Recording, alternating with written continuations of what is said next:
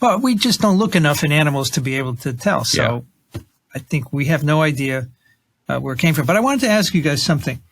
I think one of the things that surprised me is the extent of variation of this virus. Do you think it's simply a reflection of the fact that the last pandemic, 2009, we didn't sequence anywhere near as much as we're doing now? Is that part of it? I think that's got to be at least part of it. I think that there are all of these reports that some countries are sequencing 1% or something of the variants that they have. And so we're sequencing much more than we have in the past, and yet we're still sequencing a very minor fraction of what we've done before. And so I don't think it should be a big surprise that there's a lot of variation out there when we actually happen to look. Yeah. Because I don't remember in 2009 H1N1 pandemic ever hearing much about variants, right?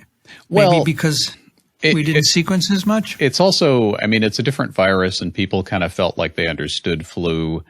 And how flu, okay, so this is a new strain of flu. We know how this process goes. We've seen this movie before. And so we don't really need to delve into all the sequence changes at the detailed level. We know, what's going on. But that doesn't mean that we shouldn't have been sequencing. It no. Right. It just means the money wasn't there, probably. Right. In the intervening 12 years, we also have a lot of technology for high throughput sequencing. And, kind of whole new fields that have come from this, sort of the evolutionary genomics or whatever other terms you want to give it. And part of the reason why this was likely identified in South Africa is because of the extent of the particular scientist who was doing lots of sequencing there. I kind of suspect there's not going to be any huge mechanistic change just from a collection of mutations in spike. But the concern arises because this variant in the South African data did seem to be displacing the Delta variant, which was prevalent.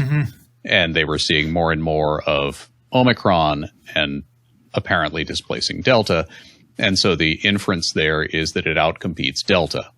What that means in terms of how it might affect anybody, we have no idea. Yeah. No, I think that's, and I'm going to get to that in a bit, this idea about its fitness. There is a WHO summary we'll link to, which is 28th November. And they say, what do we know about its movement from person to person? We don't know. What about, is it severity of a disease? We don't know. How about vaccine? Seems like a vaccine will still be okay. How about diagnostic tests? Probably okay. Probably still working. So the what's the word? The hysteria is really not necessary, folks.